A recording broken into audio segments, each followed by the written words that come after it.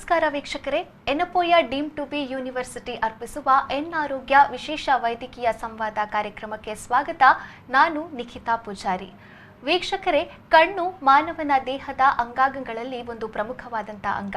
ಈ ಕಣ್ಣಿನಲ್ಲಿ ಕಾಣಿಸಿಕೊಳ್ಳುವಂತಹ ಒಂದು ಸಮಸ್ಯೆ ಅಂತ ಹೇಳಿದ್ರೆ ಅದು ಗ್ಲುಕೋಮಾ. ಗ್ಲುಕೋಮಾದ ಕುರಿತಾಗಿ ಇವತ್ತು ನಮ್ಮ ಜೊತೆ ಮಾಹಿತಿಯನ್ನ ನೀಡೋದಕ್ಕೆ ಇದ್ದಾರೆ ಎನಪೋಯ ಮೆಡಿಕಲ್ ಕಾಲೇಜ್ ಮತ್ತು ಹಾಸ್ಪಿಟಲ್ ದೇರಳಕಟ್ಟೆ ಇಲ್ಲಿನ additional professor department of ophthalmology doctor Sheetal Savur ಅವರು ನಮ್ಮ ಜೊತೆಗಿದ್ದಾರೆ. ಮೊದಲಿಗೆ ಅವರನ್ನ ಕಾರ್ಯಕ್ರಮಕ್ಕೆ ಆತ್ಮೀಯವಾಗಿ ಸ್ವಾಗತಿಸೋಣ. ಎಸ್ ಡಾಕ್ಟರ್, ಕಾರ್ಯಕ್ರಮಕ್ಕೆ ಸ್ವಾಗತ. ಗ್ಲುಕೋಮಾ ಅನ್ನುವಂಥದ್ದು ಒಂದು ಕಣ್ಣಿನಲ್ಲಿ ಕಾಣಿಸಿಕೊಳ್ಳುವಂತಹ ಒಂದು ಸಮಸ್ಯೆ. ಮೊದಲಿಗೆ ಈ ಗ್ಲುಕೋಮಾ ಅಂದರೆ ಏನು ಅನ್ನೋದನ್ನ ಹೇಳಿಕೊಡ್ಬೋದಾ? ಸೊ ಗ್ಲುಕೋಮಾ ಬಗ್ಗೆ ನಾನೊಂದು ಸಣ್ಣ ಕತೆ ಹೇಳಿ ನಿಮ್ಮನ್ನು ತಿಳಿಸ್ತೀನಿ. ಗೌರಮ್ಮ ಅಂತ ಒಬ್ಬರು ರಿಟೈರ್ಡ್ ಬ್ಯಾಂಕ್ ಎಂಪ್ಲಾಯಿ. ರೀಸೆಂಟಾಗಿ ಅವ್ರಿಗೇನೋ ಸ್ವಲ್ಪ ದೃಷ್ಟಿಗೆ ತೊಂದರೆ ಆದಾಗೆ ಅನಿಸಿತು. ಸಂಜೆ ಹೊತ್ತಿನಲ್ಲಿ ಸ್ವಲ್ಪ ಕಷ್ಟ ಆಗ್ತಾಯಿತ್ತು, ಹೌದಾ ಇಲ್ವಾ ಅಂಥೇಳಿ. ಸೊ ಅವರು ಫ್ರೆಂಡ್ಸನ್ನು ವಿಚಾರಿಸಿ ಡಿಸ್ಕಸ್ ಮಾಡಿದರು, ಹೀಗೆ ಸ್ವಲ್ಪ ತೊಂದರೆ ಅನಿಸ್ತಾ ಇದೆ. ಸೊ ಅವ್ರ ಫ್ರೆಂಡ್ಸ್ ಏನು ಹೇಳಿದರು, ಈಗ ವಯಸ್ಸಾಯ್ತಲ್ವಾ ನಿಮಗೆ, ಸೊ ಪೊರೆ ಇದ್ದಿರಬೇಕು, ನೀವು ಅರ್ಜೆಂಟಾಗಿ ಡಾಕ್ಟ್ರ್ ಹತ್ರ ಹೋಗೋ ಅಗತ್ಯ ಇಲ್ಲ, ಸ್ವಲ್ಪ ಸಮಯ ವೆಯ್ಟ್ ಮಾಡಿ ಮತ್ತೆ ನೋಡೋಣ, ಇನ್ನೂ ತೊಂದರೆ ಆದರೆ ಡಾಕ್ಟ್ರ್ ಹತ್ರ ಹೋಗ್ಬೋದು. ಸೊ ಗೌರಮ್ಮ ಅವರು ಸುಮ್ಮನೆ ಕೂತಿದ್ರು. ಹಾಗೆ ಹೇಗೋ ಲಾಕ್ಡೌನ್ ಇತ್ತು, ಟ್ರಾನ್ಸ್ಪೋರ್ಟಿಗೂ ಕಷ್ಟ, ಕೋವಿಡ್ ಬರ್ಬೋದು ಅಂತ ಹೆದರಿಕೆ. ಸೊ ಹಾಗೆ 1-2 ವರ್ಷ ಹಾಗೆ ಹೊರಟು ಹೋಯಿತು. ಮತ್ತು ಇನ್ನೂ ಸ್ವಲ್ಪ ಜಾಸ್ತಿ ತೊಂದರೆ ಆದ ನಂತರ ಅವ್ರಿಗೆ ಅನ್ನಿಸ್ತು, ಈಗ ಆಪ್ರೇಷನಿಗೆ ರೆಡಿ ಆಗಿದ್ದೆ ನಾನು, ಕಣ್ಣಿನ ಡಾಕ್ಟ್ರ್ ಹತ್ರ ಹೋಗುವ. ಸೊ ಹೋಗಿ ಕಣ್ಣಿನ ಪರೀಕ್ಷೆ ಮಾಡುವಾಗ ಡಾಕ್ಟ್ರ್ ಹೇಳಿದರು, ನೋಡಿ ಅಮ್ಮ, ನಿಮಗೆ ಗ್ಲುಕೋಮಾ ಅಂತ ತೊಂದರೆ ಇದೆ. ಅಯ್ಯೋ ಇದೇನಪ್ಪ, ನಾನು ಪೊರೆಗೋಸ್ಕರ ರೆಡಿಯಾಗಿ ಬಂದಿದ್ದೇನೆ ಆಪ್ರೇಷನ್ ಸಲುವಾಗಿ, ಇದೆಂಥ ಗ್ಲುಕೋಮಾ, ನನಗೆ ಗೊತ್ತಿಲ್ವಲ್ಲ ಇದೇನು ಅಂತ ಹೇಳಿ. ಸೊ ಆಗ ಡಾಕ್ಟ್ರ್ ತಿಳಿಸಿ ಹೇಳಿದರು, ಗ್ಲುಕೋಮಾ ಅಂತ ಹೇಳಿದರೆ ಕಣ್ಣಿನ ಒಳಗಡೆ ಒತ್ತಡ ಹೆಚ್ಚಾಗಿ, ಅಂದರೆ ನಮಗೆ ಬ್ಲಡ್ ಪ್ರೆಷರ್ ಹೇಗೆ ಇರ್ತದಲ್ಲ, ಕಣ್ಣಿನ ಒಳಗಡೆ ಸಹ ಪ್ರೆಷರ್ ಇರುತ್ತೆ. ಅದಕ್ಕೆ ಅದು ಪ್ರೆಷರ್ ಹೆಚ್ಚಾಗಿ ಕಣ್ಣಿನ ನರ ಅಂದರೆ ಆಪ್ಟಿಕ್ ನರ್ವ್, ಅದು ಕಣ್ಣು ಮತ್ತು ಮೆದುಳಿಗೆ ಕನೆಕ್ಷನ್ ಕೊಡ್ತದೆ. ಸೊ ಆ ನರ ವೀಕ್ ಆಗಿ ದೃಷ್ಟಿ ಕಡಿಮೆ ಆಗ್ತದೆ. ಸೊ ಅದಕ್ಕೆ ಗ್ಲುಕೋಮಾ ಅಂತ ಹೇಳ್ತಾರೆ. ಓಕೆ, ಇದು ಹೇಗೆ ಉಂಟಾಗ್ತದೆ ಗ್ಲುಕೋಮಾ ಅನ್ನುವಂಥದ್ದು ಅಂತ? ಸೊ ಏನಾಗ್ತದೆ ಅಂತ ಹೇಳಿದರೆ, ಜನರಲಿ ಏಜ್ ಆಗುವಾಗ ಕಣ್ಣಿನ ಒಳಗಡೆ ನೀರಿನ ಥರ ಅಕ್ವೆಸ್ ಅಂತ ಹೇಳ್ತೇವೆ. ಸೊ ಅದು ಹೊರಗಡೆ ಹೋಗಲಿಕ್ಕೆ ಸ್ವಲ್ಪ ಪ್ರಾಬ್ಲಮ್ ಆಗ್ತದೆ. ಆಗ ಕಣ್ಣಿನ ಒಳಗಡೆ, ಈಗ ಫುಟ್ಬಾಲ್ ಒಳಗಡೆ ಹೇಗೆ ನಾವು ಏರ್ ಹಾಕಿದರೆ ಅದು ಪ್ರೆಷರ್ ಜಾಸ್ತಿ ಆಗ್ತದಲ್ಲ, ಹಾಗೆ ಪ್ರೆಷರ್ ಜಾಸ್ತಿಯಾಗಿ ನಾನು ಹೇಳಿದ ಹಾಗೆ ಕಣ್ಣಿನ ನರಕ್ಕೆ ಏಟಾಗ್ತಾ ಹೋಗ್ತದೆ. ಸೊ ಏಟಾಗಿ ನಮಗೆ ಸೈಡಿದು ದೃಷ್ಟಿ ಅದು ಅಫೆಕ್ಟ್ ಆಗ್ತದೆ. ಆದರೆ ಸೆಂಟರ್ ದೃಷ್ಟಿ, ಮಧ್ಯದ ದೃಷ್ಟಿಗೆ ಅಷ್ಟೇನು ತೊಂದರೆ ಆಗಲ್ಲ. ಸೊ ಪೇಷಂಟಿಗೆ ಅದರ ಲಕ್ಷಣ ಗೊತ್ತಾಗಲ್ಲ, ನನಗೆ ತೊಂದರೆ ಇದೆ ಅಂತ ಅವರಿಗೆ ಅಂದಾಜು ಬರಲ್ಲ. ಸೊ ಹಾಗೆ ಇದು ಗ್ಲುಕೋಮಾ ಮಾತ್ರ ಇದು ನಮಗೆ ಗೊತ್ತಾಗ್ತದ? ಹೌದು, ಲೇಟ್ ಸ್ಟೇಜಲ್ಲಿ ಅಷ್ಟೇ ಗೊತ್ತಾಗೋದು, ಅದಕ್ಕೆ ಅಷ್ಟರ ತನಕ ನಾವು ಕಾಯಬಾರ್ದು. ಓಕೆ, ನೀವು ಕಥೆಯಲ್ಲಿ ಹೇಳಿದ್ರಿ ಗೌರಮ್ಮ ಅಂತವರು ನನಗೆ ಪೊರೆ ಬಂದಿದೆ ಅಂತ ಅವರು ಹೋಗ್ಲಿಲ್ಲ ಹಾಸ್ಪಿಟಲ್ಗೆ ಅಂತ. ಈಗ ಪೊರೆ ಮತ್ತು ಈ ಗ್ಲುಕೋಮಾಗೆ ಒಂದು ಏನು ಸಿಮಿಲಾರಿಟೀಸ್ ಇದೆಯಾ, ಅಥವಾ ಅದರ ಬಗ್ಗೆ ಏನು ಹೇಳಿ? ಹೌದು, ಇದು ಪೊರೆ ಅಂದರೆ ಸಾಮಾನ್ಯವಾಗಿ ಎಲ್ಲರಿಗೂ ಏಜ್ ಆಗುವಾಗೆ ಬರ್ತದೆ. ಬಟ್ ಗ್ಲುಕೋಮಾ ಅಷ್ಟು ಕಾಮನ್ ಅಲ್ಲ. ಆದರೂ ಅದರದ್ದು ಲಕ್ಷಣಗಳು ಆಲ್ಮೋಸ್ಟ್ ಸಿಮಿಲರ್ ಅಂತ ಹೇಳಿದರೆ, ಮೆಲ್ಲ ದೃಷ್ಟಿ ಅಫೆಕ್ಟ್ ಆಗ್ತದೆ, ನೋವು ಬರೋದು, ಕಣ್ಣು ಕೆಂಪಾಗೋದು, ಸಡನ್ನಾಗಿ ಏನೋ ಚೇಂಜಸ್ ಆಗೋದು, ಆ ಥರ ಬರಲ್ಲ. ಸೊ ಇದರಲ್ಲಿ ಡಿಫ್ರೆನ್ಸ್ ಏನಂತ ಹೇಳಿದರೆ, ಪೊರೆ ನಾವು ಆಪರೇಷನ್ ಮಾಡಿ ಲೆನ್ಸ್ ಹಾಕಿ ದೃಷ್ಟಿಯನ್ನು ಸರಿಪಡಿಸಬಹುದು. ಆದರೆ ಗ್ಲುಕೋಮಾದಲ್ಲಿ ಏನಾಗುತ್ತೆ ಅಂತ ಹೇಳಿದರೆ, ಅದು ಡ್ಯಾಮೇಜ್ ಆದ ನರಗಳನ್ನು ನಾವು ಸರಿಪಡಿಸಲಿಕ್ಕೆ ಆಗೋದಿಲ್ಲ. ಸೊ ಸಪೋಸ್ 70% ಡ್ಯಾಮೇಜ್ ಆಗಿದೆ ಅಂತ ಎಣಿಸಿ, ಸೊ ಅದು 70% ಹೋಗಿದ್ದೆ, ಅದು ಉಳಿದ 30% ನಾವು ಕೇರ್ಫುಲಿ ಕಾಪಾಡಿಸ್ಬೇಕು. ಅದೇ ನಮ್ಮ ಟ್ರೀಟ್ಮೆಂಟ್ ಇದು ಗುರಿ. ಓಕೆ, ಅದನ್ನು ಡಿಫರೆನ್ಷಿಯೇಟ್ ಮಾಡೋದಕ್ಕೆ ಕಷ್ಟ ಅನ್ಸುತ್ತೆ. ಹೌದು, ಅದಕ್ಕೆ ಈಗ ಗ್ಲುಕೋಮಾ ಪೇಷಂಟಿಗೆ ಗೊತ್ತಾಗಲ್ಲ, ಅದಕ್ಕೆ ನಾವು ಅದಕ್ಕೆ ದೃಷ್ಟಿಯ ಅಗೋಚರ ಚೋರ ಅಂತ ಕರಿತೇವೆ. ಸೊ ಪೇಷಂಟಿಗೆ ಮೊದಲಿನ ಹಂತದಲ್ಲಿ ಗೊತ್ತೇ ಆಗೋದಿಲ್ಲ. ಸೊ ಅವರೇ ಆಗಿ ಟೆಸ್ಟಿಗೆ ಡಾಕ್ಟ್ರ್ ಹತ್ರ ಬಂದಾಗ ಮಾತ್ರ ಅದನ್ನು ಕಂಡು ಹಿಡಿಯಲು ಸಾಧ್ಯ. ಲೇಟ್ ಆಗಿ ಬಂದರೆ ಜನರಲಿ ತುಂಬ ಲೇಟ್ ಆಗುತ್ತೆ. ನಾನು ಹೇಳಿದ ಹಾಗೆ ಡ್ಯಾಮೇಜ್ ಆದದ್ದನ್ನು ನಾವು ಏನು ಮಾಡಲಿಕ್ಕೆ ಆಗಲ್ಲ.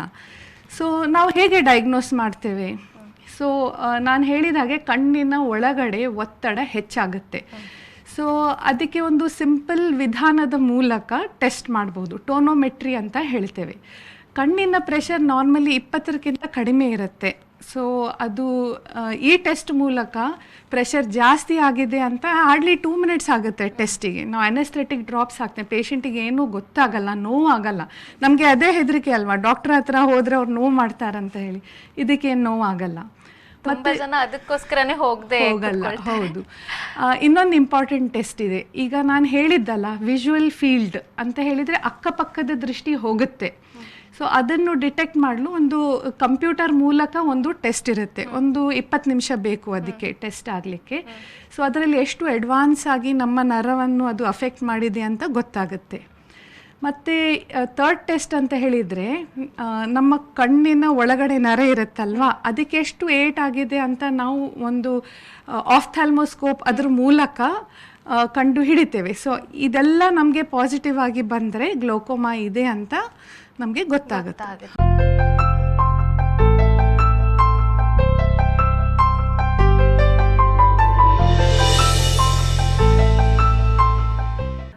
ವಿರಾಮದ ಬಳಿಕ ಎನ್ ಆರೋಗ್ಯ ವಿಶೇಷ ವೈದ್ಯಕೀಯ ಸಂವಾದ ಕಾರ್ಯಕ್ರಮಕ್ಕೆ ಸ್ವಾಗತ. ನಮ್ಮ ಜೊತೆಗೆ ಡಾಕ್ಟರ್ ಶೀತಲ್ ಅವರು ಗ್ಲುಕೋಮಾದ ಬಗ್ಗೆ ಮಾಹಿತಿಯನ್ನ ನೀಡ್ತಾ ಇದ್ರು. ಡಾಕ್ಟರ್, ನೀವು ಹೇಳಿದ್ರಿ ಗ್ಲುಕೋಮಾ ಅಂದ್ರೆ ಆಪ್ಟಿಕ್ ನರ್ವ್ ಡ್ಯಾಮೇಜ್ ಆಗಿ ಕಾಣಿಸ್ಕೊಳ್ಳುವಂತಹ ಒಂದು ಲಕ್ಷಣ ಅಂತ. ಸೊ ಈಗ ಗ್ಲುಕೋಮಾ ಬಂದ ನಂತರ ಯಾವ ರೀತಿಯ ಲಕ್ಷಣಗಳನ್ನು ನಾವು ಕಾಣಬಹುದು ಅನ್ನೋದು?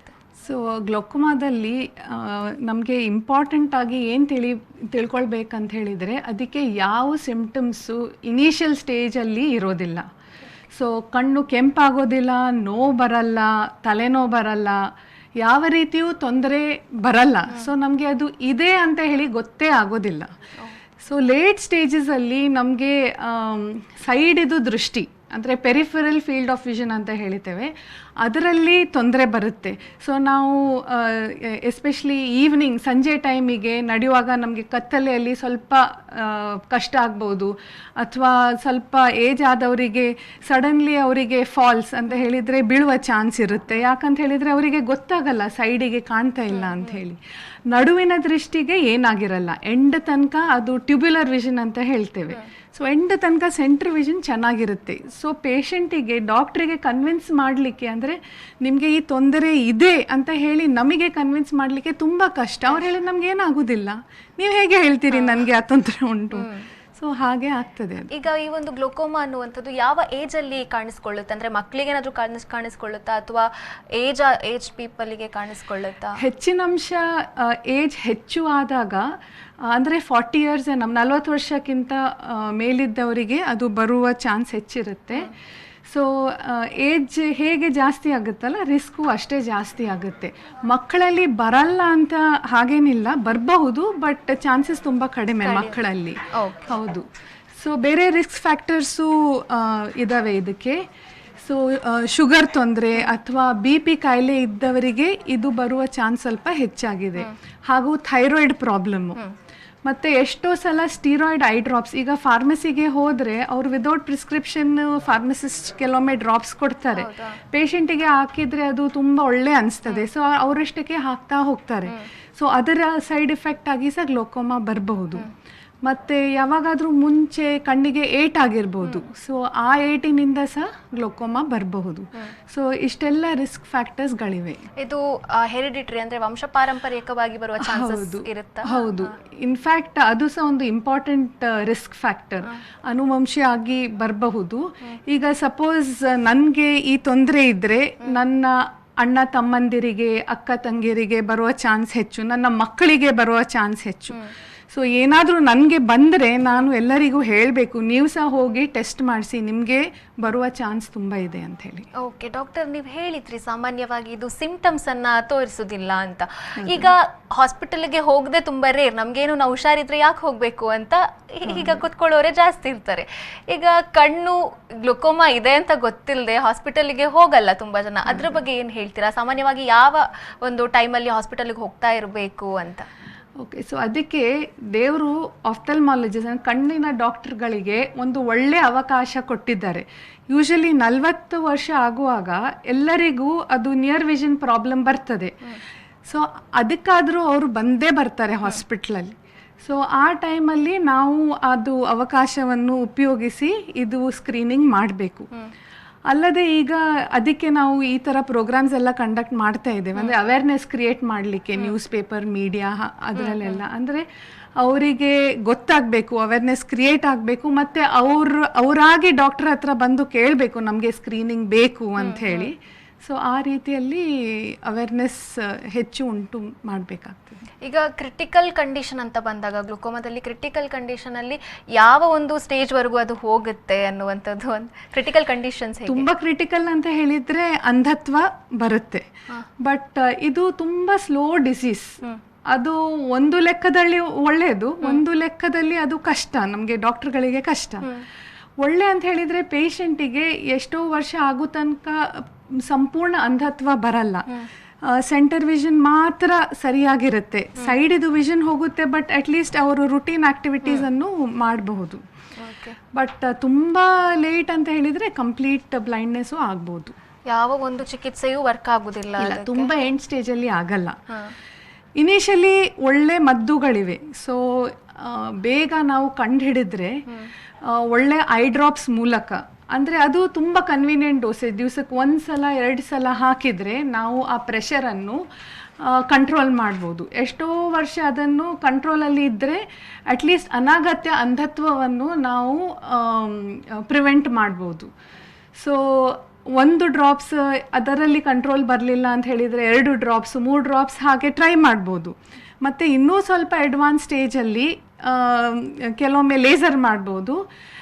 ಎಂಡ್ ಸ್ಟೇಜಲ್ಲಿ ತುಂಬ ಅಡ್ವಾನ್ಸ್ ಇದ್ದಾಗ ಮತ್ತೆ ಶಸ್ತ್ರಚಿಕಿತ್ಸೆಯ ಮೂಲಕ ಅದಕ್ಕೆ ಟ್ರೀಟ್ಮೆಂಟ್ ಮಾಡ್ಬೋದು. ಬಟ್ ನಾನು ಮುಂಚೆ ಹೇಳಿದಾಗ ಹೊರಟು ಹೋಗಿದ್ದ ದೃಷ್ಟಿಯನ್ನು ನಾವೇನು ಮಾಡಲಿಕ್ಕೆ ಆಗಲ್ಲ. ಇದ್ದ ನರಗಳ ಶಕ್ತಿಯನ್ನು ಕಾಪಾಡುವುದೇ ನಮ್ಮ ಧ್ಯೇಯ.